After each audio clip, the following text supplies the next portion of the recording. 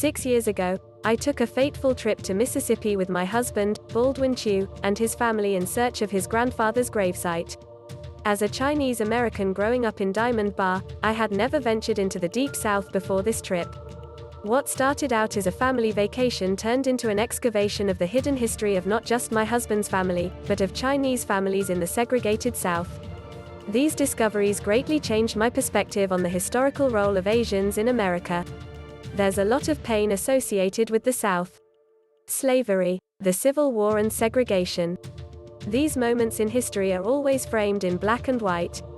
When Baldwin first told me that his paternal grandfather and also his great-grandfather were buried in Mississippi, I thought they would be the only Chinese in that cemetery. Baldwin knew very little about his father's side of the family because my father-in-law, Charles Chiu, grew up in China without his father. Little did I know that generations of Chinese lived and died in the South. Their stories have rarely been told and were excluded from the history books I read in school. Our quest to learn more about Baldwin's family led us to the Mississippi Delta Chinese Heritage Museum in Cleveland, Miss. I was surprised to find a whole museum dedicated to the history of Chinese Americans in the middle of Mississippi. I had no idea that there had been a significant Chinese community in that state, one also subjected to many of the Jim Crow laws used to oppress the black community. I met Chinese Americans who, as children, were barred from attending white public schools because of their race and were sent to a one-room school for Chinese children only, with just one teacher instructing all grades from 1st to 12th.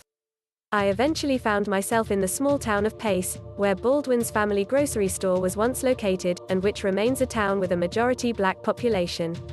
Like black families in the South in the pre-civil rights era, Chinese families could not live in white neighborhoods. Chinese immigrants were initially brought to the Mississippi Delta after the Civil War to supplement plantation labor. By the early 1900s, many Chinese lived and worked in family-run grocery stores in predominantly black neighborhoods in farming towns like Pace. Most of their black neighbors worked as sharecroppers. In Pace, we were introduced to the mayor, Levon Jackson, who welcomed us into his house for some barbecued ribs he cooked himself. Mayor Jackson also introduced us to other town residents and the long, rich history of the black and Asian communities in the Delta. Many of the older black residents, who lived through Jim Crow, told us that they preferred to shop at Chinese grocery stores because they were treated with respect. They could walk through the front door with dignity and not be relegated to a separate colored entrance.